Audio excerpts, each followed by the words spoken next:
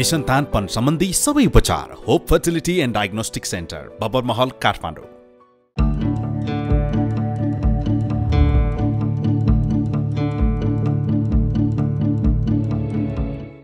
बदलिदो भूराजनीतिक परिवेशका बीच नेपाल भारत सम्बन्धमा पछिल्ला वर्षहरूमा चिसोपना बढ्दै गएको छ। दुई देशबीच साझा र महत्त्वपूर्ण द्विपक्षीय मुद्दाहरूमा संवादहीनता छँदैछ। कर्मचारी स्तरको संवाद समेत औपचारिकतामा सीमित देखिन्छ। राजनीतिक स्तरको सम्बन्धमा लामो समयदेखि उतार चढाव देखिँदा सीमा विवाददेखि महत्त्वपूर्ण साझेदारीका विषयहरूसम्म ओझेलमा परेका छन्। फायर साइडमा आज हामी यिनै विषयमा छलफल गर्नेछौँ र आज हामीसँग हुनेछन् नेपाल भारत प्रबुद्ध समूहका सदस्य समेत रहेका प्राध्यापक महेन्द्र पी लामा। लामा सिक्किम विश्वविद्यालयका संस्थापक उपकुलपति हुन् भने हाल जवाहरलाल नेहरू विश्वविद्यालयको इन्टरनेसनल स्टडिज अन्तर्गतको सेन्टर फर साउथ एसिया स्टडिजका प्रमुख समेत हुन्। नेपाल भारत सम्बन्धका विविध आयामका बारेमा जानकार लामा क्षेत्रीय सहकार्य र एकीकरण, ऊर्जा, व्यापार र लगानीका क्षेत्रमा कलम चलाइरहन्छन्।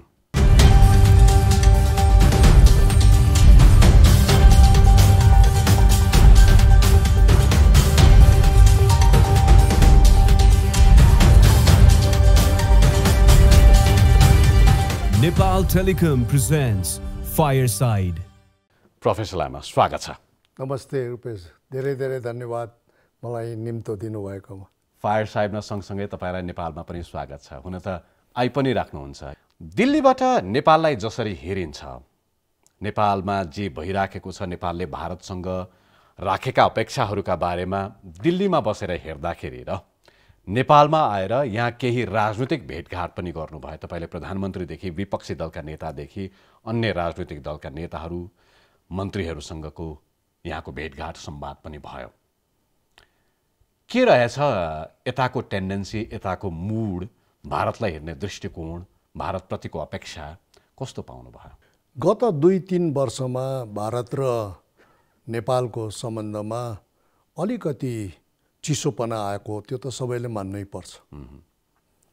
अनि यो चिसोपना सँगसँगै देशभित्रै दुईटै राष्ट्रले हाम्रो महामारीसँग जुझ्नु पर्यो। अनि महामारी पनि यति गहिरो, यति व्यापक महामारी थियो होइन, अनि कहिले पनि सरकारले नदेखेको है, जनसमुदायले नदेखेको।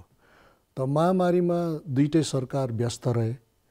अहिले महामारी सकेपछि पनि दुईटै सरकार कसरी उम्किनु, कसरी निस्किनु र कसरी अब सुगम पथमा हिँड्नु भन्ने, महामारीले गरेको क्षतिको भरपाई कसरी गर्ने भन्ने कुरोहरूमा लागिरहेछन्। अनि अब मलाई लाग्छ अहिलेसम्म 2 वर्षसम्म नभएका भारत र नेपाल बीचका कतिपय कुराहरू अब बातचित होइन, चर्चा परिचर्चा अफिसियल लेभलमा हुन्छन् भने। तर हेर्नुहोस्, यो त अफिसियल कुरा हो भारत र, अनि मलाई चाहिँ लाग्छ भारत र नेपालको सम्बन्ध यति अद्वितीय छ, यति गहिरो छ, अनि यति व्यापक छ र बृहत छ कि सरकारको सम्बन्धमा भूमिका जति तपाईँ हामीले मान्छौँ त्यति हुँदैन। बुझ्नुभयो त? मलाई चाहिँ कस्तो लाग्छ भन्दाखेरि सरकारहरू जुझे पनि, सरकारहरू मिले पनि, जो भारतीय र जो नेपालीहरू बिचको सम्बन्ध छ त्यो सुगम रूपमा सललल बगिरहेको हुन्छ जहिले पनि। तपाईँले हेर्नुभयो नि, यहाँ माथि के हुन्छ, दिल्ली र काठमाडौँ बिच यो र तनाव हुन्छ, यो हुन्छ, मिठो तितो भइरहन्छ, तल सबै बगिरहेछ, सबै कुरा भइरहेछ, हाँसिरहेछ, खेलिरहेछ। त मलाई सरकार केन्द्रित भारत र नेपाल सम्बन्ध चाहिँ होइन। तर तपाईँले मैले बसेर होइन यो सरकार केन्द्रितै हो भने समस्या पाउनुहुन्छ। तर तपाईँले सरकारदेखि अलिकति पर उभिएर हेर्नुभयो भने धेरै न्यानोपन छ, मिठोपन छ त्यहाँनिर होइन। खेल्दैछन्, हाँस्दैछन्, विनिमय हुँदैछ त्यहाँ, यो प्रकारको त्यो प्रकारको। अनि यो नै भारत र नेपालको यही किसिमको सम्बन्ध नै अद्वितीय हो, यस्तो कहीँ पनि हुँदैन। मानवीय आँखाले हेर्ने हो भने त त्यो स्तरको सम्बन्ध जहाँ पनि हुन्छ। तपाईले भने जस्तै हो, नेपाल र भारत बीचमा त्यो ऐतिहासिक सम्बन्ध, त्यो अद्वितीय सम्बन्ध कायम पनि छ। नागरिक स्तरको सम्बन्धमा कहिलेकाहीँ हो कि जस्तो तिक्तताहरू देखिए पनि सामान्यतया ठिकठाक र सुन्दर छ नै। तर आज हामीले कुरा गर्न चाहेको जुन चिसोपनाको तपाईँले कुरा गर्नुभयो नि, त्यो चिसोपना नेपाल र भारत दुई देशको, दुईवटा सरकारहरू बीचको सम्बन्धका बारेमा हामी जुन कुरा गर्दैछौँ, सायद यो महामारीले मात्रै यसमा दूरी उत्पन्न गरेको होइन होला। बितेको दशक निकै धेरै उतार चढावपूर्ण रह्यो। त्यसको कारण हामीले खोज्ने हो भने ती कारणहरू चाहिँ के हुन्? तपाईँले 10 वर्षदेखिको यता हेर्नुभयो भने के भयो कसो भने नेपाल एउटा ट्रान्जिसनल फेजमा गुज्रिरहेको त तपाईँले देख्नुभयो। नयाँ संविधान भएपछि अब संविधानलाई कसरी इम्प्लिमेन्ट गर्ने कुरो, फेडरलिजम होइन यहाँनिर आयो, 7 वटा प्रान्तहरू बन्यो। एउटा माने नेपालमा कहिले नभएको कुरोहरू प्रथम पटक भयो, त्यो त मान्नुपर्छ होइन। अनि फेरि तपाईँले भारततिर हेर्नुभयो भने पनि भारतमा पनि धेरै नयाँ कुरोहरू भयो होइन। एउटा नयाँ सरकार आयो, नयाँ जोस लिएर सरकार आयो, नयाँ उमङ्ग लिएर सरकार आयो, धेरै कुरोमा परिवर्तन, संस्थागत परिवर्तन भयो, नीतिगत परिवर्तनहरू भयो। त नेपालमा यस्तो स्थिति आउँदाखेरि अब दुईटा राष्ट्रहरूमा सधैँ जस्तो त्यो ट्रेडिसनल पारम्परिक ढङ्गमा सरकार बीच कुरा, सरकार बीच चर्चा परिचर्चाले काम गरेको छैन कि जस्तो पनि लाग्दो रहेछ। बुझ्नुभयो त? कारण यो नयाँ स्थितिबाट केही पाउनुको लागि भारत र नेपाल बीचको जो चर्चा परिचर्चा गर्ने तरिका, चर्चा परिचर्चा गर्ने आधार अलगै हुनुपर्छ कि संस्थागत ओरिएन्टेसन्स अलगै हुनुपर्छ कि जस्तो हामीलाई भान भयो। हामीलाई एउटा यसो अहिले अब आएर गएर पछि पर्खेर हेर्दा त्यस्तो लाग्यो। एक्ज्याक्टली, मैले तपाईँलाई सोध्न चाहेको र पिन पोइन्ट गर्न चाहेकै त्यो आधारको विषय हो। हामीले निकै लामो समयसम्म नेपाल र भारत बीचमा रोटी र बेटीको सम्बन्ध छ भन्यौँ, ऐतिहासिक सांस्कृतिक सामाजिक सम्बन्ध छ भन्यौँ, तल्लो बेल्टमा तराई र भारत बीचमा खुला सिमानाको कुराले पनि यो सम्बन्धलाई अर्को किसिमको डेफिनेसन दिन्छ, अर्को किसिमको व्याख्या दिन्छ। र पनि परिवर्तित सन्दर्भमा विश्व राजनीति जसरी बदलिराखेको छ, भू राजनीति जसरी शक्ति संरचनाहरू तलमाथि भइराखेको छ, अब नेपाल र भारत बीचको सम्बन्धको आधार पुनर्परिभाषित गर्नुपर्ने हो कि भन्ने विषयमा कतै भारतले पनि त्यो रिथिङ्क गर्ने प्रोसेस गरिरहँदाखेरि भारतले नेपाललाई गर्ने ट्विट, जुन प्रकारले भारतले नेपाललाई गर्ने व्यवहार गर्दैछ, त्यो व्यवहारमा उतार चढाव आइरहेको हो कि त्यसरी हेर्न मिल्छ? अब दुई राष्ट्रहरू बीच दुई स्वतन्त्र राष्ट्रहरू भए, आफ्नै पहिचान छन्, आफ्नै सार्वभौमिकता छन्, सबै छन् होइन। त दुई राष्ट्रमा कुराकानी हुँदाखेरि तर एउटा विशेष प्रकारको सम्बन्ध भएको हुनाले खुल्ला बोर्डरमा सिमानामा आधारित सम्बन्ध भएको हुनाले एउटा कुरो दुईटैपट्टिबाट याद गर्नुपर्ने कुरो हो कि सार्वभौमिकता भन्ने कुरो ठुलो राष्ट्रको ठुलो, सानो राष्ट्रको सानो हुँदैन। एक्ज्याक्टली, मैले त्यही प्रश्न सोध्न चाहेको थिएँ। त्यो सार्वभौमिकताको समान सिद्धान्त, प्रिन्सिपल अफ इक्वल सोभरेन, यो सिद्धान्तमा आधारित छ वा हामीले परम्परागत रूपमा चर्चा गरे जस्तै विशेष सम्बन्धका रूपमा हामीले जुन चर्चा गर्थ्यौँ त्यो आधार मात्रै छ? होइन, दुईटा राष्ट्रको जो सार्वभौमिकता होइन, त्यो सार्वभौमिकतालाई तपाईँ हामीले आदर गर्दै, तपाईँ हामीले मान्यता दिँदै त्यो सार्वभौमिकतालाई अझै मजबुत बनाउनु, तपाईँ नेपालको सार्वभौमिकता, भारतको सार्वभौमिकतालाई अझै सुगठित बनाउनुको लागि सरकारहरूले विभिन्न प्रकारका साधनहरू चलाउँछन् होइन। यो चलाउँछन्, त्यो चलाउँछन्, संस्थाहरू चलाउँछन्। तर यहाँ के भयो जस्तो लाग्छ भन्दाखेरि अब एकापट्टिबाट सार्वभौमिकता भन्ने कुरोमा नेपालको अडान अझै परिष्कृत हुँदै जाँदैछ। माने परिष्कृत त थिँदै थियो, तर भन्दाखेरि अझै अडानमा उनीहरू अझै असर्ट गर्नु लाग्यो, होइन यो कुरो भएन, यो कुरो भएन भनेर। पोलिटिकल चेन्जेस भयो, नेसनलिजमको डिबेट भयो, फेडरलिजमको डिबेट भयो होइन। अझै होइन हाम्रो नेसनलिजमको यो किसिमको परिभाषा हो, हाम्रो राष्ट्रियवादको यो किसिमको परिवर्तन। अब त्यसलाई भारत सरकारले भारततिरबाट त्यसलाई पूर्ण रूपले मान्यता दिनु पर्यो। यस्तो पो हुँदै रहेछ त्यहाँ, पहिला जस्तो होइन, अहिले यस्तो किसिमको चेन्ज भयो। जस्तो तपाईँलाई म एउटा उदाहरण दिन्छु।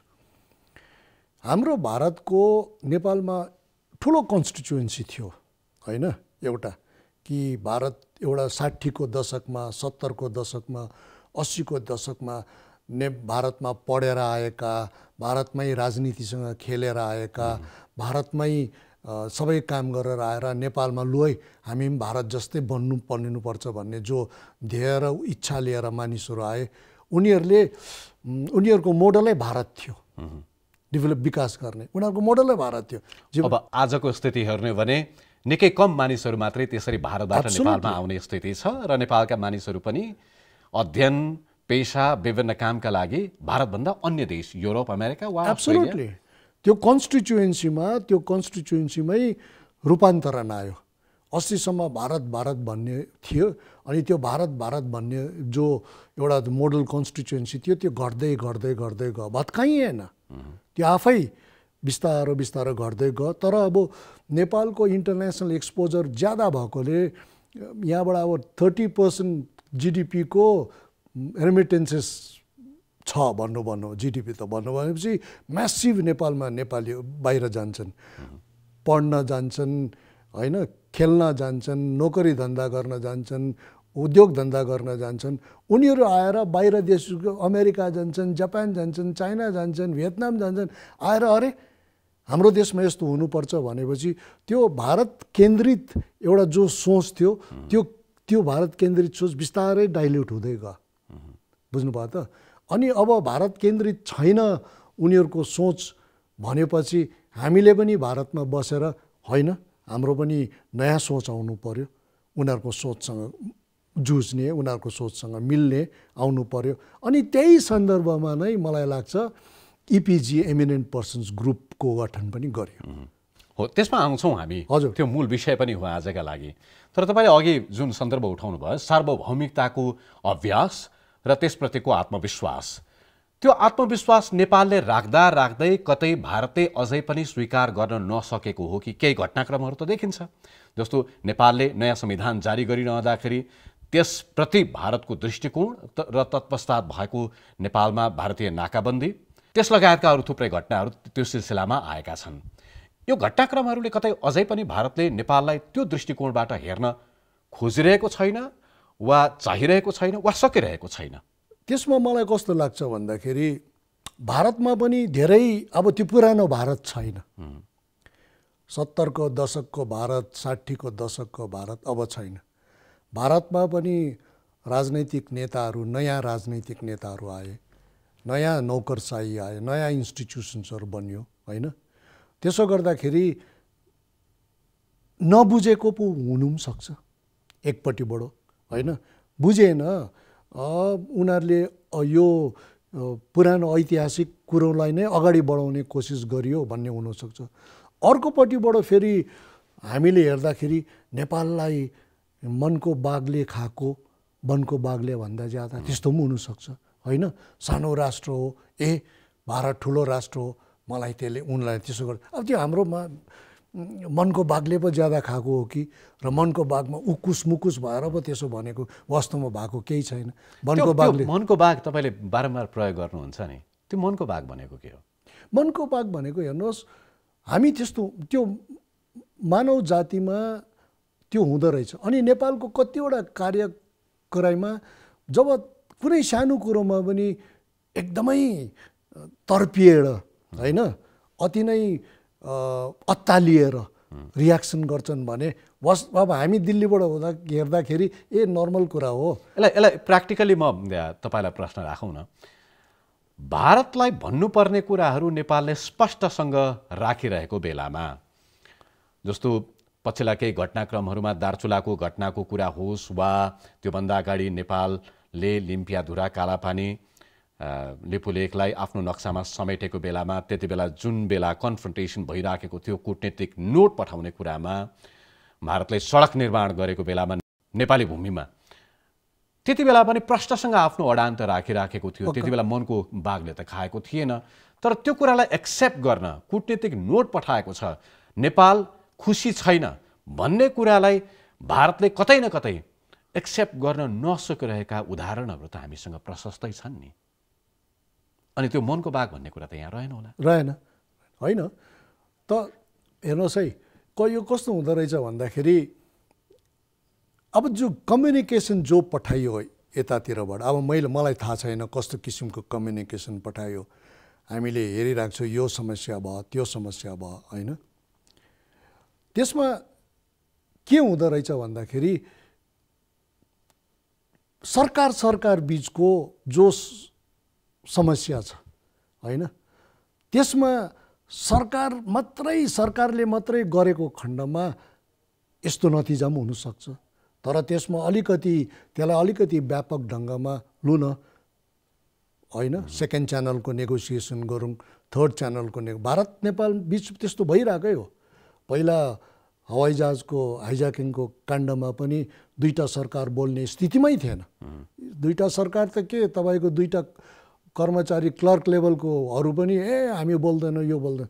तर 6 महिनाभित्रमै त्यहाँनिर एउटा फोर्स आयो होइन, टुरिज्मको फोर्स आयो, त्यहाँनिर अर्को व्यापारको फोर्स आयो। उनीहरूले होइन यस्तो सम्बन्धमा दुईटै राष्ट्रलाई यस्तो किसिमको हानि पर्छ, आघात पर्छ भनेर ल्याएपछि अब यो अहिलेको स्थितिमा त्यस्तो किसिमको प्यारलल च्यानल्सहरू छँदै छैन। पहिला जस्तो स्ट्रङ थियो प्यारलल च्यानल्सहरू, अब अहिले प्योर सरकार केन्द्रित भयो, जम्मै कुरो सरकार। तपाईँले इङ्गित गर्न खोज्नु भएको भाजपा सरकार आउनुभन्दा पहिले काङ्ग्रेसको सरकार रहँदाखेरि कूटनीति विदेश सम्बन्ध ज्यादातर प्रशासनले कर्मचारी संयन्त्रले चलाउँथ्यो। भाजपा सरकार आइसकेपछि राजनैतिक स्तरको सम्बन्ध विस्तार गर्ने प्रयत्न गरियो, तर त्यो कतै न कतै प्रभावकारी हुन नसकेको अनुभव भएको भन्ने इङ्गित गर्न खोज्नुभयो होइन। अब सरकारी तन्त्र त भाजपा भए पनि काङ्ग्रेस भए पनि जुनै सरकार आए पनि इन्स्टिट्युसन त त्यही हो, संस्था त त्यही हो, संस्थाको इथोस पनि त्यही हो। रातोरात चेन्ज हुने त परिवर्तन हुने त कुरै भएन। तर मैले के भन्न खोजेको भन्दाखेरि यदि दुईटा सरकार बीच खिचातानी भयो होइन, एउटा सरकारले भनेको कुरोलाई अर्कोले मान्यता दिएन वा अर्कोले बुझ्नु सकेन भने त्यहाँनिर अरू उपायहरू चलाउनु पर्यो नि होइन। कुन उपायले, जस्तै तपाईँलाई अब त्यो उपाय चलाउनुभन्दा पहिला त्यो उपायमा त सोध्छु नै म तपाईँसँग, तर त्योभन्दा अगाडि जुन खालको कम्युनिकेसन नेपालबाट भयो, नेपाल सरकारले गर्यो, त्यो कम्युनिकेसनमा केही न केही खालको रेस्पोन्स उताबाट नआइरहेको सन्दर्भमा त्यो कूटनीतिक शिष्टाचार भन्ने एउटा कुरा पनि हुन्छ होला नि, त्यो त अभाव देखियो। अब त्यो मलाई त्यति त्योसँग अवगत छैन होइन। तर अब कूटनीतिक शिष्टाचार त कूटनीतिको एउटा प्रमुख अङ्ग हो, हुनैपर्ने होइन। एक्नोलेजमेन्ट दिनुपर्ने होइन, तपाईँको पत्र पायौँ, हामीले यो गर्दैछौँ त्यो गर्दैछौँ भन्ने कुरो। अब भारत सरकारले त्यो दियो दिएन त्यो मलाई थाहा भएन। अब कम्युनिकेसन किन भएन भन्ने कुरोहरूमा कुनै न कुनै दिन सबै कुरो निस्केर आउला होइन त। यो क्रम एकदमै धेरै पटक भइराखेको भएर पनि त्यो प्रश्न सान्दर्भिक हुन्छ कि भन्ने लागेको। यो सरकारको पालामा मात्र होइन, अघिल्ला सरकारहरूका पालामा पनि, जस्तो भारत र चीन बीचमा लिपु पासका सन्दर्भमा जुन सम्झौता भयो त्यति बेला पनि नेपाल सरकारले कूटनीतिक नोट पठाउँदाखेरि त्यसको पनि रेस्पोन्स भएन।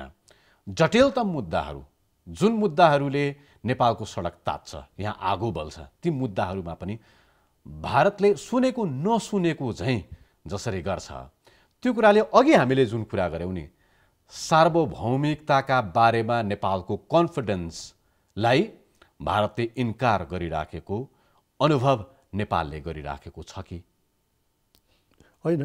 त्यस्तो अनुभव गरेकै हो भने पनि मलाई गरेको जस्तो त लाग्दैन। तर गरेको हो भने पनि नेपालले भारतलाई उच्च स्तरीय बैठकमा आफ्नो कुरोहरू राख्नुपर्छ। उच्च स्तरीय बैठकका लागि भारत तयार नहुने घटनाहरू पनि भए होइन।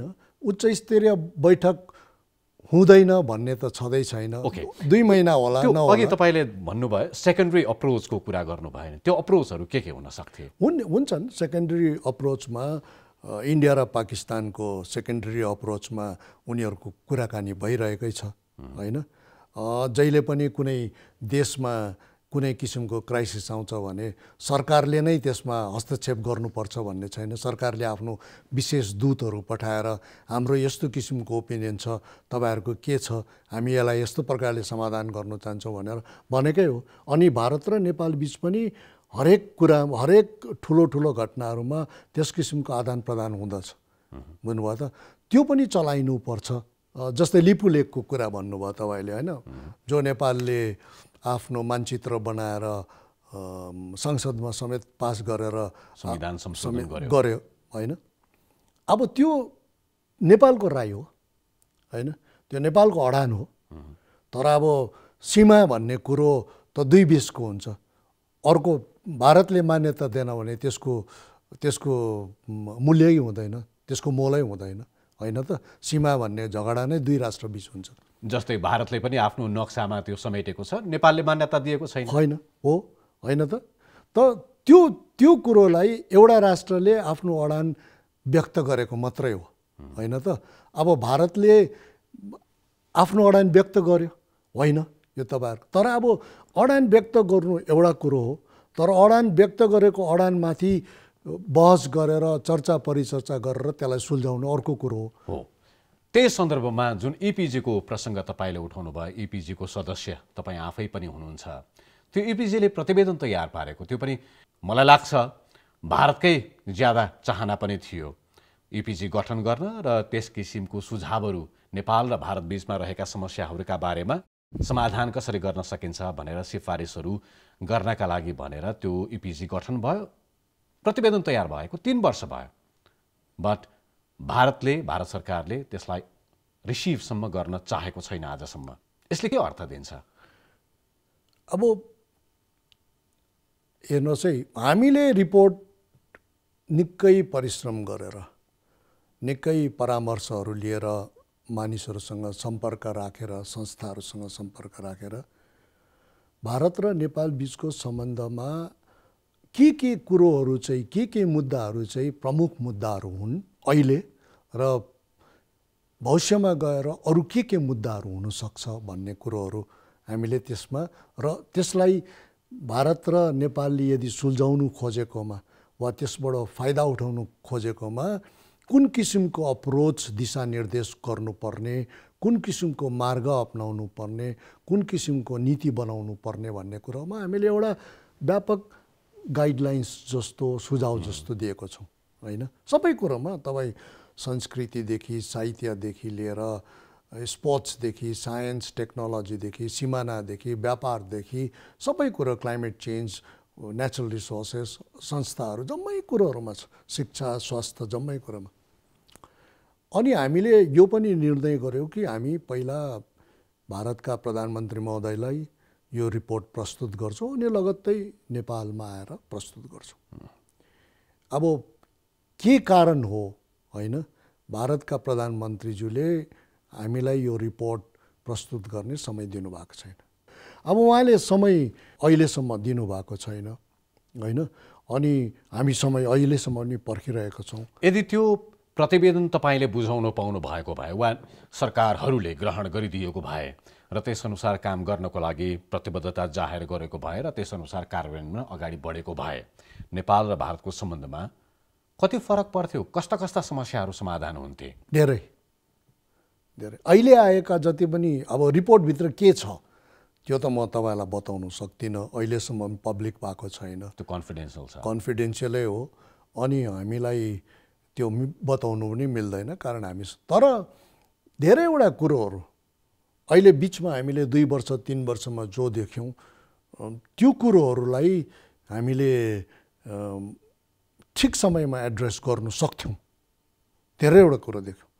जस्तै मैले तपाईँलाई एउटा, अब त्यो मलाई रिपोर्टको बारेमा एउटा हामीले पेन्डेमिक शब्द चलाएको छौँ रिपोर्टमा होइन।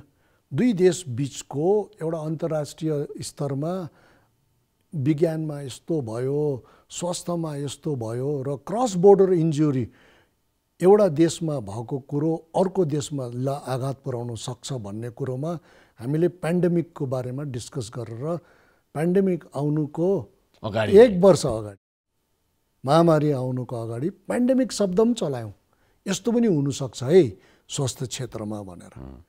अब पेन्डेमिक छिटो आयो वा हामी छिटो हिँड्यौँ त्यो अलगै कुरो, तर त्यो शब्द महामारीको शब्द हामीले त्यहाँ चलाएको छौँ। यो त मान्नै पर्छ। सीमाका समस्याहरू चाहिँ कति समाधान हुन सक्थे?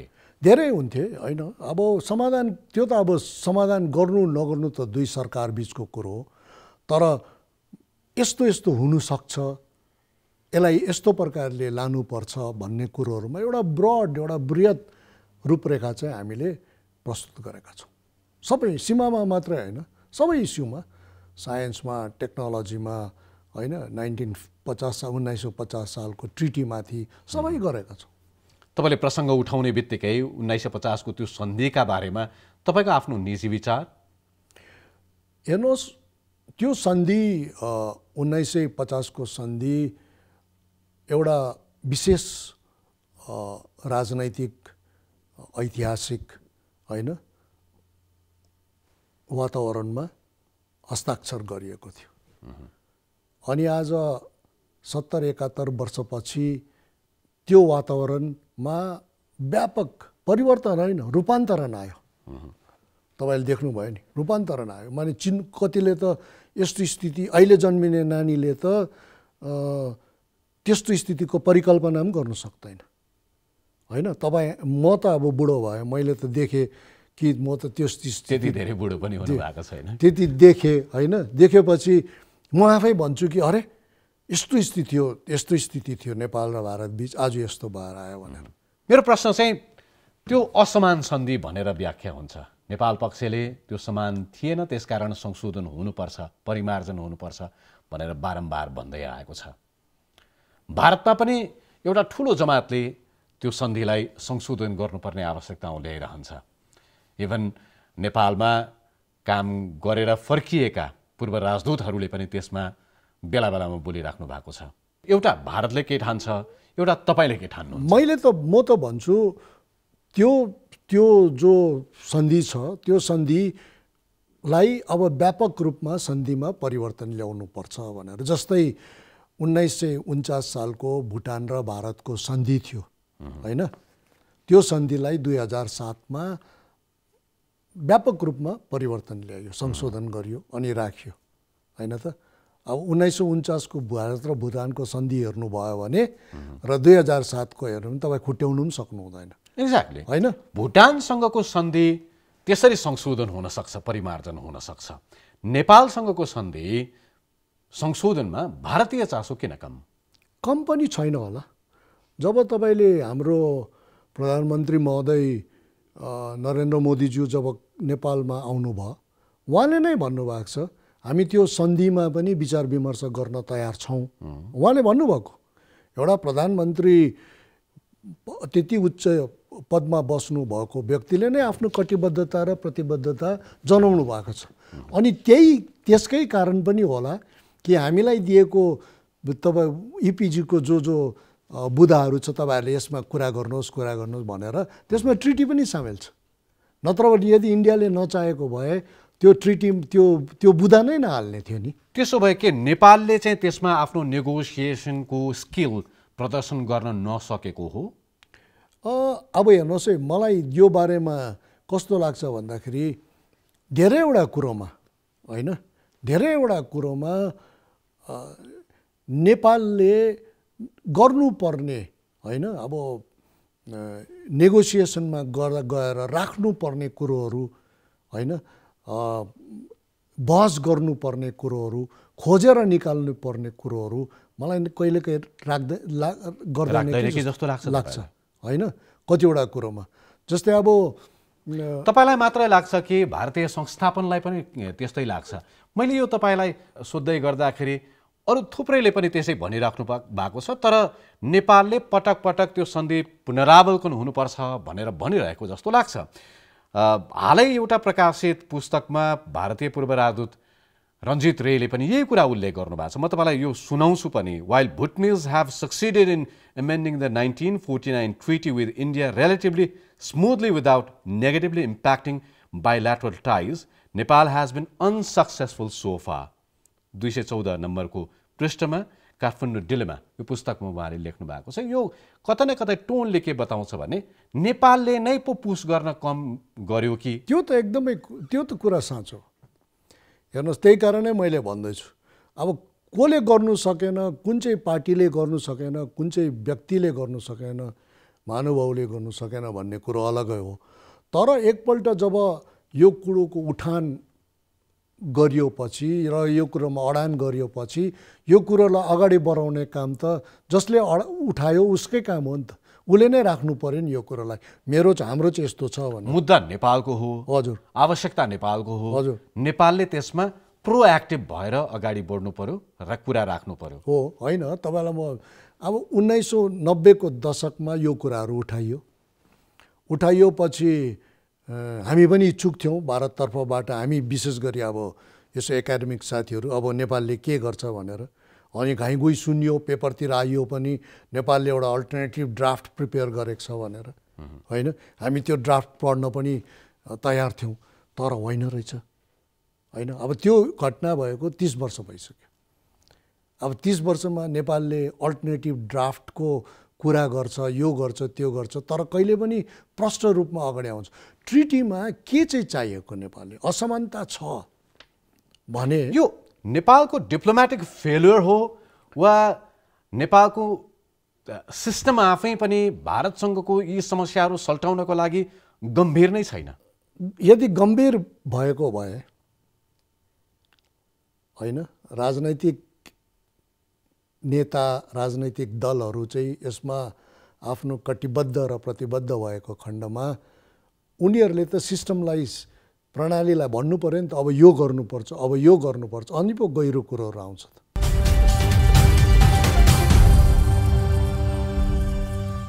Presented by Nepal Telecom.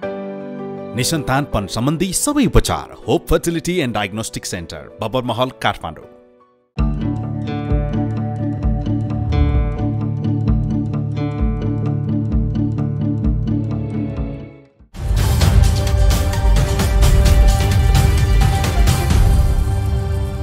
भारतलाई र तपाईँ जस्तै भारतको यो समुदायलाई किन लाग्छ कि नेपाल यी विषयहरूमा गम्भीर छैन भनेर? मलाई यही कुरो चाहिँ बारम्बार भन्छु। होइन, नेपालमा इन्स्टिट्युसन्सहरू जो छ एकदमै पारम्परिक भयो। नेपालमा this is not a diplomatic failure, this is not a political failure, this is an institutional failure. यो संस्थाको नै संस्थागत असफलता हो भनेर भन्छु। कारण इन्स्टिट्युसनले नै, अब हाम्रो इन्डियामा हेर्नुभयो भने सबै कुरो इन्स्टिट्युसनको, इट डजन्ट म्याटर नेता को आए, ब्युरोक्रेट को आए, इन्स्टिट्युसनको एउटा बग्ने एउटा प्रवाह छ, यसरी बग्नुपर्छ भनेर। अनि यो प्रवाहभित्र, यो प्रवाहमा बग्नुको लागि यो यताबाट ठिक गर्नुपर्छ, उताबाट ठिक गर्नुपर्छ, यो किसिमको। नेपालमा त्यो किसिमको प्रवाह छैन। इन्स्टिट्युसनल विकनेस नेपालमा यो क्षेत्रमा मात्र होइन, भारत नेपालको सम्बन्धमा मात्र छैन। आज तपाईँ हेर्नुहोस् न, आज म त नेपाली सिटिजन भए, आज म नेपाली नागरिक भए होइन, र म एउटा केही ओहदामा बसेको भए, मेरो सरकारलाई म, नेपाली सरकारलाई म सबैभन्दा ठुलो कुरो भन्थेँ, हाम्रो लागि आज सबैभन्दा विश्वमा नाम कमाउने, नेपाललाई रिपोजिसन गर्ने, नेपाललाई एउटा नयाँ स्तरमा राख्ने काम चाहिँ हाम्रो लिड रोल हो क्लाइमेट चेन्ज माउन्टेन एरियाजमा। होल वर्ल्डले डिस्कस गर्छ, तर क्लाइमेट चेन्जको के अरे जलवायु परिवर्तनले जुन राष्ट्रलाई पहिला खान्छ त्यो राष्ट्र चाहिँ चुपचाप छ, व्यक्तिले गरेर हुँदैन। खै इन्स्टिट्युसन नेपालमा आज त यहाँनिर इन्स्टिट्युसनहरूलाई चाहिँ आगो बढाउनु पर्ने ग्लासगोमा गएर कि हाम्रोमा यस्तो हुँदैछ, हाम्रोमा यस्तो हुँदैछ। यो प्रश्न सँगसँगै, यो तपाईँको जवाफ सँगसँगै अर्को एउटा प्रश्न पनि जन्मिन्छ। भारतले यो विषयलाई तपाईँले नजिकबाट निहाल्नु भएको छ र यसमा तपाईँको आन्सर, तपाईँको जवाफ सान्दर्भिक हुन्छ जस्तो मलाई लाग्छ। भारतले कहिले पनि चाहेन कि नेपालमा यी संस्थाहरू बलिया भएर जाउन् र इन्स्टिट्युसनल रूपमा शक्तिशाली नेपाल, एक हिसाबले स्टेबल सस्टेन्ड एफर्टहरू राख्न सक्ने इन्स्टिट्युसनहरू बनिराखोस् भनेर भारतले चाहँदैन भनेर यो पुरानो सङ्कथन आज पनि हो कि? म मान्दिनँ। नेपाल स्वतन्त्र राष्ट्र हो। जब नेपालले आफ्नो स्वतन्त्रताको त्यो भन्दै गर्दाखेरि भारतले हेर्दै गर्दाखेरि भारत सरकारले होस् वा सरकारभन्दा बाहिर रहेका इन्स्टिट्युसनहरूले भारत नेपाल स्वतन्त्र हो, सार्वभौम हो भनिरहँदाखेरि यहाँभित्रको माइक्रो म्यानेजमेन्ट गर्ने काममा त्यो तलदेखि माथिसम्म सिस्टममा प्रवेश गरेर भित्रभित्र म्यानेज गर्ने काममा भारत लागिरहेको हो। अहिले पनि त्यत्तिकै लागिराखेको छ। भिजिबली होइन तर साइलेन्टली भारतले लागिराखेको छ भन्ने आरोप भारतलाई किन लाग्छ त? अब त्यो माइक्रो म्यानेजमेन्ट भारतले गर्दैन भन्ने कुरोहरू अब सुनिरहेको कुराहरू म होइन। तर अब माइक्रो म्यानेजमेन्ट गर्ने स्थितिमा तपाईँ नेपाल कसरी पुग्यो त भन्ने कुरोमा त मन्थन हुनु पर्यो नि त, चिन्तन हुनु पर्यो नि। त्यो दुईटा कुरा आयो होइन। एउटा कारण खोज्नुपर्ने भयो र अर्को भइरहेको छ भन्ने कुरा चाहिँ एक्सेप्ट गर्नु पर्यो। तपाईँले एक्सेप्ट गर्नुभयो? होइन, म एक्सेप्ट नगरी मैले भन्दैछु यदि त्यस्तो कुरो यदि हो भने कसैले मौका दिँदैछ होइन। जस्तै तपाईँले भन्नुभयो यहाँनिर भारतले इन्स्टिट्युसन्सहरू बनाउनु दिएन भनेर। What stops Nepal? तपाईँले अमेरिकाको बेस्ट इन्स्टिट्युटलाई ल्याएर लु हाम्रो युनिभर्सिटी यहाँ बनाइदेऊ। तपाईँले जापानको बेस्ट हेल्थ इन्स्टिट्युटलाई लिएर हाम्रो यहाँनिर हेल्थ बनाइदियो। हाम्रोमा क्षमता छैन तर तपाईँले बनाइदिनुपर्छ होइन। तपाईँले के अरे चाइनाको बेस्ट सिस्टमलाई ल्याएर यहाँनिर यस्तो गरिदिनुहोस्। इन्डियाको त्यो किन हुँदैन? तपाईँ जब संस्थाहरूको कुरा गर्नुहुन्छ you can the global world is your field as far as building your institutions are. What stops? कन्सपिरेसीहरू थुप्रै छन्। एउटा कन्सपिरेसी के पनि भयो भने नेपालको वर्तमान सरकार परिवर्तित भएर गठबन्धन सरकार अहिले बनिरहेको छ, योभन्दा अगाडिको सरकार गिराउनमा पनि भारतले खेल्यो भन्नेसम्मका प्रश्नहरू पनि आए। बालुवाटारबाट नेपालका प्रधानमन्त्रीले केसम्म भन्नुभयो भने मेरो सरकार गिराउनका लागि भारत लागिरहेको छ भनेर आफ्ना साथीहरू आफ्नै पार्टीका नेताहरूको माझमा भन्नुभयो। त्यसपछिको भारतीय अधिकारीहरूको भ्रमणको तीव्रता हेर्ने हो भने तपाईँ आफै पनि छक्क पर्नुभयो होला र नेपालमा त्यसका बारेमा भएको चर्चा र प्रतिरोधका आवाजहरू जुन सुनिए त्यो पनि तपाईँले सुन्नुभएकै हो। तपाईँको भनाइअनुसार वा मैले यो सतही कुरा मात्रै गरेँ? तपाईँले भनेको कुरो अनुसार नेपाल राष्ट्र चाहिँ घटनाक्रममा चल्छ भन्नुहुँदैछ तपाईँले। राष्ट्र त घटनाक्रममा चल्दैन। मैले प्रवृत्तिमा पनि प्रश्न गरेँ हो होइन। मैले भन्नु खोजेको चाहिँ के हो भन्दाखेरि राष्ट्रको आफ्नै अडान हुन्छ होइन। राष्ट्रको आफ्नै मार्ग हुन्छ। त तपाईँले घटना त भइरहन्छ नि। आज भुइँचालो आयो, भोलि प्रधानमन्त्री गयो, पर्सिको दिन अर्को पार्टी आयो। यो त सामान्य कुरो हो। इन्डियामा यो भइ नै रहन्छ होइन, कहीँ पनि भइ नै रहन्छ। तर अब तपाईँ यसमा लागेर आफ्नो राष्ट्रको पुरा समय तन मन धनै यही कुरामा तपाईँ खर्च गर्नुहुन्छ कि? बृहत्तर रूपमा हेरौँ न, विश्व राजनीति हेर्ने हो भने, विश्वको अर्थ संरचना हेर्ने हो भने बिस्तारै चीनले त्यसमा प्रभुत्व जमाउँदै गएको छ। स्वाभाविक रूपमा शक्तिशाली राष्ट्रको सँग निकटताको प्रेम वा चाहना सबै कमजोर वा शक्ति हासिल गर्न चाहने देशहरूको हुन्छ। त्यो कति भयो भएन आफ्नो ठाउँमा होला, तर नेपालले पनि कतिपय सन्दर्भमा चीनसँगको सामिप्यता पछिल्ला दिनहरूमा बढाइराखेको र चीनको पनि आफ्नो खालको रुचि नेपालप्रति बढ्दै गएको देखिन्छ। तर त्यो कुरालाई भारतले रुचिकर मानेन। यो त स्वीकार गर्नुहुन्छ? भन्छु। किन भन्नुहोस् न, चीन र अमेरिकाको दूरी हेर्नुहोस् होइन। चीन र अमेरिकाको दूरी हेर्नुहोस् होइन। अनि अमेरिकाले चीनलाई के गर्दैछ, चीनले अमेरिकालाई के गर्दैछ त्यो पनि हेर्नुहोस् आज विश्वमा होइन। उनीहरू बिचको कम्पिटिसन्स हेर्नुहोस्, उनीहरू बिचको राइभलरी हेर्नुहोस् होइन। त्यत्रो टाढो बसेको देशले इन्डो पेसिफिक सुरु गर्दैछ, त्यत्रो टाढो बसेको देशले क्वाड सुरु गर्दैछ, त्यत्रो टाढो बसेको देशले BRI-को अगेन्स्टमा म जापान, हामी कोरियाहरू मिलेर, युकेहरू मिलेर हामी पनि चाइनाको बेल्ट एन्ड रोड इनिसिएटिभै बनाउँछु भन्ने उनीहरूले कोसिस गर्दैछ। उनीहरूको न सिमानाको समस्या छ, न उनीहरूको अरू कुनै समस्या। यत्रो टाढो बसेको। अब भारत र चीन त बोर्डरको हरेक कुनामा भेट्छ। हाम्रो लागि त चीन भन्ने कुरो त बोर्डरै हो। अब बोर्डरमा पर्ने राष्ट्रहरूमा चीन आएको खण्डमा, होइन, नचाहिँदो प्रकारले आएको खण्डमा 1950 मैले सोध्न चाहेको त्यो प्रश्न होइन। नेपालले आफ्ना दुईवटा छिमेकीहरूसँग परस्पर सन्तुलित सम्बन्ध विस्तार गर्न चाहिरहँदा र केही ल्याप्सेस छ भने त्यसलाई सुधार्दै सम्बन्ध प्रगाढ बनाउने प्रयत्न गरिरहँदाखेरि भारतलाई यहाँनिर टाउको किन दुख्छ? टाउको दुख्छ नि, टाउको दुख्नु स्वाभाविक हो। नेपालले आफ्ना दुईवटा छिमेकीहरूसँग सन्तुलित सम्बन्ध निर्माण गर्न लागिरहँदाखेरि भारतलाई टाउको दुख्छ। टाउको दुखेको कारण हेर्नुहोस् है, नेपालले चाइनासँग सम्बन्ध राख्यो भनेर त्यो टाउको दुखेको होइन। के हो त? टाउको दुखेको कारण चाहिँ चीनले, राष्ट्रले कसरी हिमालय क्षेत्रहरूलाई घेर्दै पहिला पनि कसरी घेर्यो, कसरी भारतमाथि आघात पुर्यायो, त्यो कुरोले टाउको दुखेको। नेपाल र चीन बीचको सम्बन्धमा कुन कुरा चाहिँ भारतका लागि अरुचिकर? होइन, हाम्रो अब भारतको लागि हेर्नुहोस् है, सबैभन्दा ठुलो कुरो होइन हिमालय क्षेत्रमा राष्ट्रिय सुरक्षाको कुरा हो।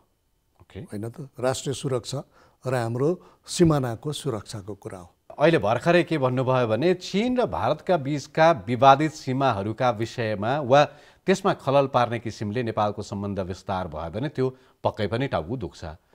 यति गम्भीर हुनुहुन्छ सीमाको कुरामा। भारत र नेपाल बीचका ती सीमा विवादहरू सल्टाउनमा चाहिँ भारतको रुचि छैन, अनि त्यहाँ चाहिँ टाउको दुख्दैन। रुचि छैन होइन, रुचि छैन। भारतीय पक्ष गम्भीर छैन। होइन, भारतीय पक्ष यो कुरा सुरु भएको छैन। तपाईँ भन्नुहोस् न, यो कुरा एउटा, यो कुरो अहिले जस्तो प्रकारले रूप लियो नेपालमा पार्लियामेन्टमा कन्स्टिट्युसनल अमेन्डमेन्ट गरेर, यो कुरोले त्यस्तो रूप लिएकै थिएन। बुझ्नुभयो त? यो कुरो अरू सिमानामा टाँगिएको बाटोको खाँबाहरू यता भयो उता भयो, नोम्यान्स ल्यान्डमा यस्तो भयो त्यस्तो भयो भन्ने कुरा त अब सुरु हुन्छ नि त। नेपालले आफ्नो अडान राख्यो, अब भारतले आफ्नो अडान राख्छ, अनि त नेगोसिएसन सुरु हुन्छ। सिरियसनेस त तब आउँछ नि। अलिकति त्यहाँभन्दा बाहिर निस्केर पनि कुरा गरौँ। जस्तो तपाईँले हिमाली क्षेत्रको कुरा पनि गर्नुभयो। तपाईँले भने जस्तै विश्व राजनीति अहिले विश्वका शक्ति राष्ट्रहरू पनि यो हिमाली क्षेत्रहरूप्रति उनीहरूको चासो निकै बढेको पनि पाइन्छ।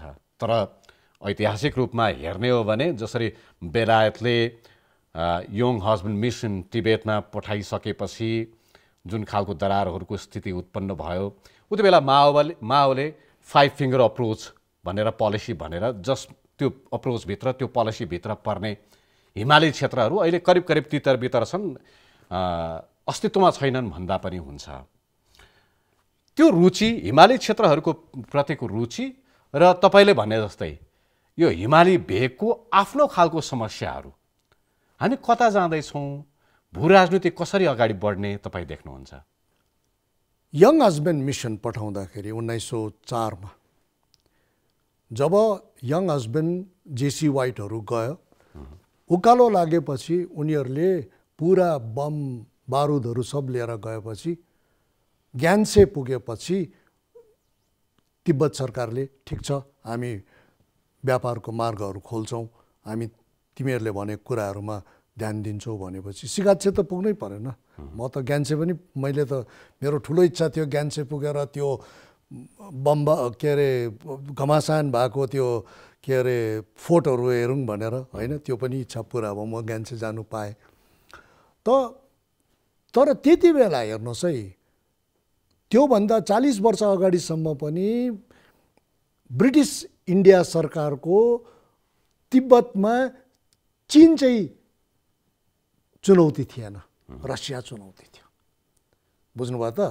रसियन्सहरू आएर, जारिस रसिया आएर टिबेट खाइदिएको खण्डमा धेरै हुन्थ्यो भनेर। धेरै समस्याहरू हुन्थ्यो भनेर।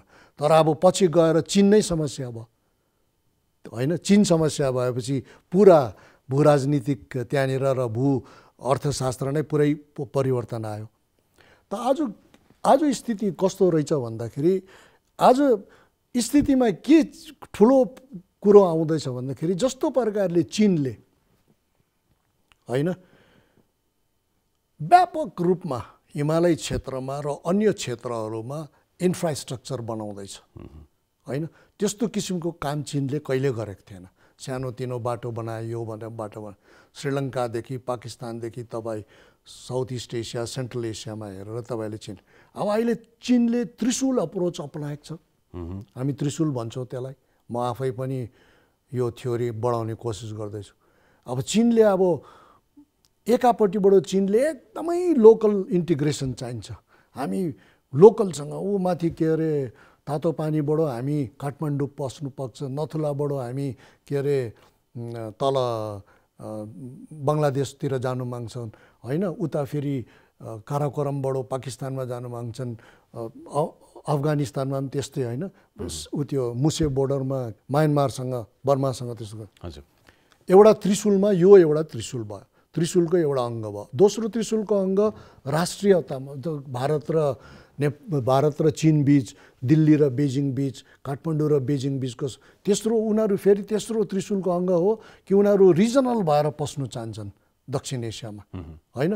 अब यस्तो किसिमको चीनको स्ट्राटेजी रणनीति कहिले पनि थिएन, कहिल्यै थिएन यस्तो होइन। अहिले त थ्री लेयर्स अफ एट्याक उनीहरू गर्नु थाल्यो कि यो भएन भने यो भएन भने यो होइन भनेर। अब सधैँ एउटा भारतसँग मिलेर बसेको, भारतसँग इन्टिग्रेटेड भएर धेरै कामहरू गरेको कुरोमा एउटा नयाँ कहिले नआएको पार्टनर आउँदा उथुलपुथुल त हुन्छ नि, उथुलपुथुल त हुन्छ होइन। त्यसले नेपाल जस्ता देशहरूलाई कति असर गर्छ, कति फरक पर्छ? त्यही कारण नेपालको चीन पोलिसी जो नीति छ, नेपालको चीन पोलिसी र नेपालको जो चीन ल्याएपछि वा चीनसँग सम्बन्ध राख्दा नेपालको भारततर्फ हेर्ने नीतिमा त्यो प्रष्टता आउनुपर्छ।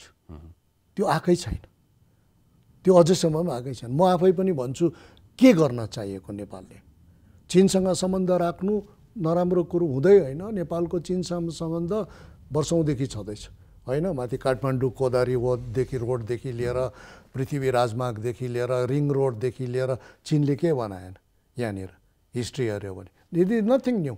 बट अहिलेको बदलिँदो परिस्थितिमा चीनले नेपालले यो नीतिले कसरी मेल खाने कुरो गर्दैछ। जस्तै बङ्गलादेशमा पनि आज यही प्रब्लम छ। हिजोसम्म भारतसँग एकदमै मिलेर बसेको यो आज चीन आएपछि बङ्गलादेश पनि आज ब्यालेन्स कसरी गर्नु भारत र चीनलाई। श्रीलङ्कामा आज यही क्राइसिस छ, अरे कसरी ब्यालेन्स गर्नु। तर यसो हेर्दाखेरि त करिब भारत त्यो मानेमा एक्लिएको जस्तो पनि देखिन्छ नि। दुईटा कुरा, एउटा त रिजनल फोर्सको रूपमा मात्रै होइन, एउटा सिङ्गो विश्व शक्ति राष्ट्रका रूपमा चीनको उदयले भारतलाई भित्रभित्र उथलपुथलमा स्थितिमा पुर्यायो र सँगसँगै जुन रिजनल फोर्सेसहरू, रिजनल नेटवर्कहरू, संस्थाहरूमा भारतले आफ्नो स्टेक राख्न सक्थ्यो, त्यहाँबाट आफ्नो अनुकूलन गर्न सक्ने स्थिति हुन्थ्यो। आसियान भनौँ, सार्क भनौँ लगायतका अरू थुप्रै रिजनल यो नेटवर्कहरूमा भारतको उपस्थिति कमजोर बन्दै जाने र उता सैन्य रणनीतिसँग कतै न कतै जोडिने क्वाड जस्ता फोरमहरूमा उसको संलग्नता सक्रियता बढ्दै जानु र तपाईँले भने जस्तै बङ्गलादेशको कुरा, श्रीलङ्काको कुरा, नेपालकै कुरा, भारतसँगको सम्बन्ध, मालदिभ्सकै कुरामा भारतसँगको सम्बन्धमा यी देशहरूको सम्बन्ध बिस्तारै कमजोर हुँदै गएको, खराब हुँदै गएको, त्यो त रियालिटी हो नि एकदम। हेर्नुहोस्, यसमा तितो अनुभव हामीले के गर्यौँ भन्दाखेरि तपाईँले एकदमै राम्रो कुरा गर्नुभयो। म त भन्छु वास्तवमा त्यही कुरो हो। सबैले भारतलाई एउटा रिजनल प्लेयर भनेर मानिलिन्थ्यो। भारत अब रिजनल फोर्स होइन, मैले त्यो त्यहाँ म पुगेकै छुइनँ, सुन्नुभयो त, लिन्थ्यो।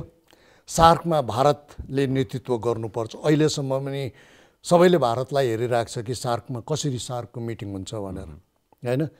तपाईँले बिमस्टेक हेर्नुभयो, भारतकै नेतृत्व चाहिन्थ्यो त्यहाँनिर, India is the key player, core player. BBINमा हेर्नुभयो, India is the core player, India छैन भने त्यहाँ अब जियोग्राफिकली गर्दा पनि कोर प्लेयर, साइजले गर्दा पनि कोर प्लेयर, जेले गर्दा पनि भारतै कोर प्लेयर भयो, मिलिटरी स्ट्रेङ्थले गर्दा पनि। तर भारतले रिजनलिजम प्रोसेसलाई अगाडि बढाउनै सकेन, अगाडि बढाउनै सकेन। क्षेत्रीयतावादमा भारतको यति अहम भूमिका हुँदै पनि भारतले क्षेत्रीयताको कुरोलाई नेतृत्व दिनै सकेन। सार्क इज अ फेलियर होइन। बिमस्टेक आधामै अड्किरहेछ, BBIN कहाँ पुग्यो पुग्यो होइन। यो एउटा भारतको लागि एउटा यो ठुलो धक्का हो। यसको कारण चाहिँ के हो? इज इट लाइक अमेरिकाको लबिस्टको रूपमा काम गर्ने प्रयत्नले गर्दाखेरि पनि यो समस्या आएको हो, वा त्यसैमा मात्रै सीमित हुने प्रयत्नले? होइन, अब अमेरिकाहरूसँग भारतले मिलेर काम गरेको धेरै भयो। यसमा सबैभन्दा ठुलो कारण हो कि हाम्रो राष्ट्रमा नीति निर्धारकहरूमा अझैसम्म पनि यो एकदम ठोकिने गरिकन जो क्ल्यारिटी हुनुपर्छ कि हामी द्विपक्षीय जाने कि हामी क्षेत्रीयतामा विश्वास गर्ने, यसमा पारस्परिक जो खिचातानी छ त्यो क्लियरै भएन। भारतले हरेक राष्ट्रसँग फरक फरक खालको नीति अवलम्बन गर्न चाहँदाखेरि ऊ रिजनल फोर्सको रूपमा आफूलाई स्टेबल राख्न सक्ने सामर्थ्यमा रहेन। और रिजनल फोर्स भएर बस्ने प्रयत्नै गरेन। आज तपाईँ हेर्नुहोस् न, Afghanistan is a part of SAARC होइन। अफगानिस्तानमा त्यत्रो हाहाकार भयो, हाम्रो मेम्बरभित्र त्यत्रो हाहाकार भयो।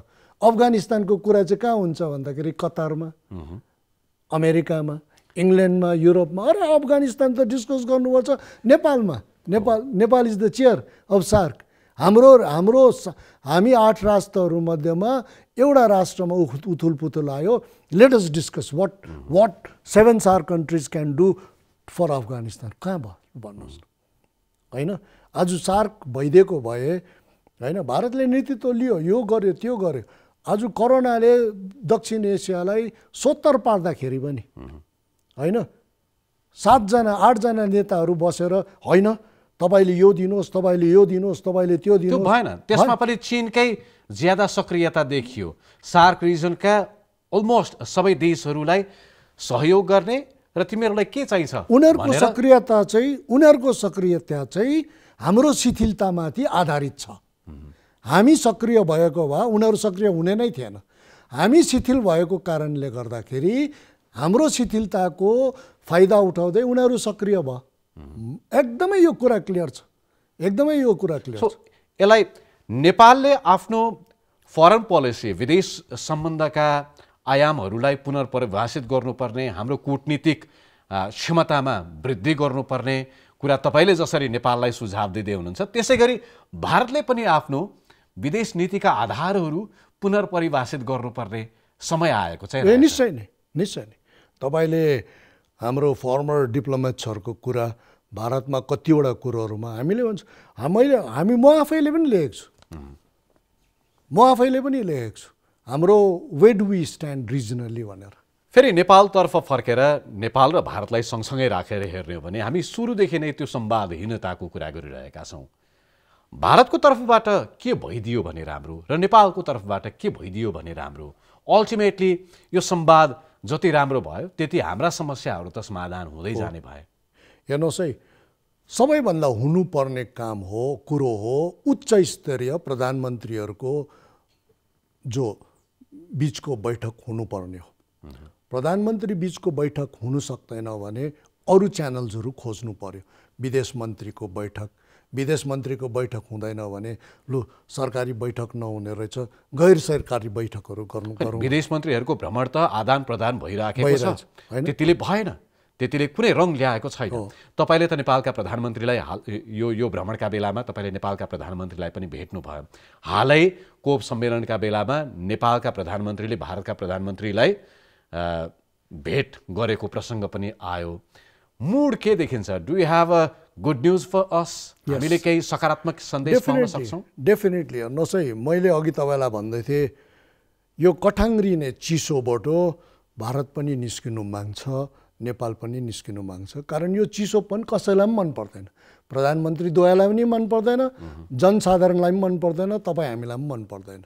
बुझ्नुभयो त? हामी निस्किनु चाहन्छौँ कारण यस्तो स्थिति दुवै राष्ट्रको लागि ठिक होइन, आघातपूर्ण हुन्छ। तर हरेक ठन्डीले, हरेक हिउँदले नयाँ पालुवाहरू त जन्माउँछ। एब्सोल्युटली। बसन्त ऋतु आउँछ, मैले भन्दैछु नि।